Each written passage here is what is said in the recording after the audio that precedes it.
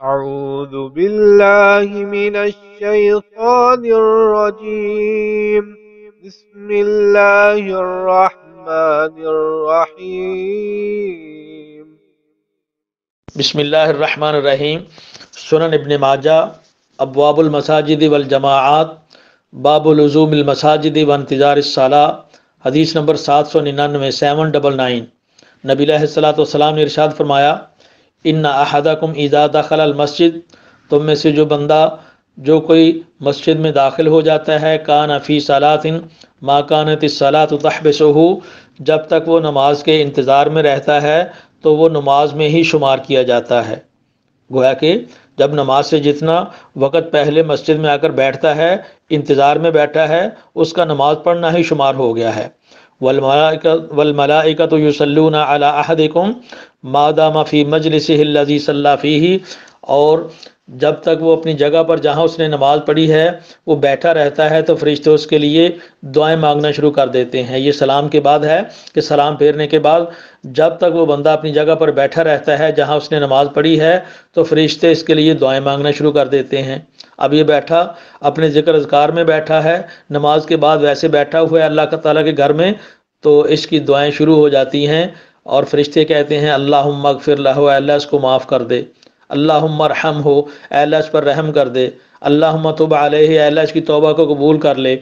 ما لم یحدث فیہ، جب تک وہ بے وضو نہیں ہوتا، ما لم یؤذی فیہ، جب تک کسی کو تکلیف نہیں دیتا، تو اس کے لیے یہ فرشتوں کی دعائیں چلتی ہی رہتی ہیں۔ کبھی اس بات کا نظارہ تو کریں، اس بات کا مزہ تو حاصل کریں کہ مسجد میں نماز کے آنے سے، نماز شروع ہونے سے بندہ پہلے آ کے بیٹھ جاتا ہے، سنتیں پڑھ کے ذکر اذکار میں لگتا ہے تو اس کے دل کو کتنا سکون ملتا ہے۔ نماز کے بعد پھر وہاں پر بیٹھا ذکر اذکار کرتا رہتا ہے تو اس کے کام میں برکت کتنی ہوتی ہے، اس کو سکون کتنا ہوتا ہے، اور یہ بندہ نماز میں ہی شمار ہوتا رہتا ہے، فرشتے اس کے لیے دعائیں مانگتے رہتے ہیں۔ اور اس سے اگلی حدیث، حدیث نمبر 800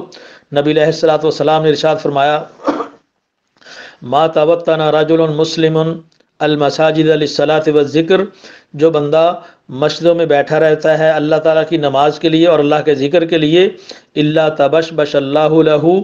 اللہ تعالیٰ اس بندے سے بڑا خوش ہو جاتے ہیں، کما یتبشبش اہل الغائب بغائبہم اذا قدم علیہم،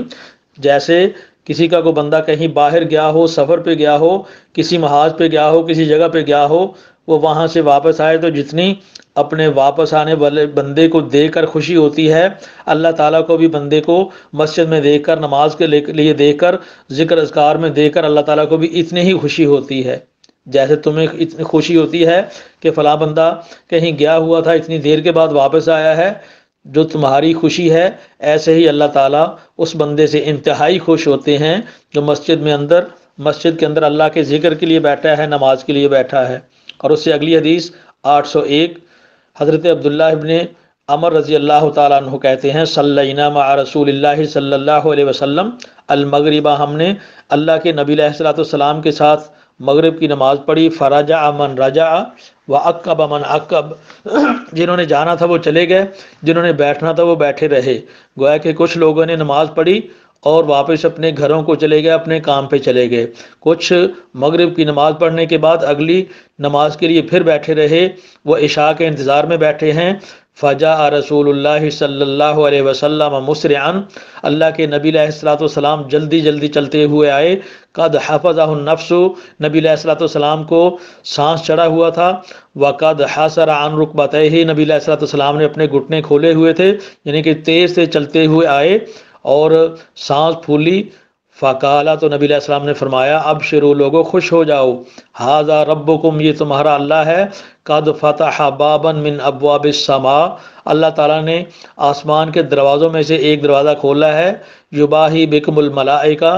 اور تمہارے اس بیٹھنے کی وجہ سے تم چونکہ مسجدوں میں بیٹھے ہو، اللہ تعالیٰ کی مسجد میں اللہ تعالیٰ کی نماز کے انتظار میں بیٹھے ہو، تو اللہ تعالیٰ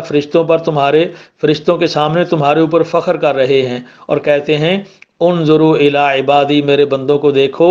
قد قضوا فریضۃ وہم ینتظرون اخری،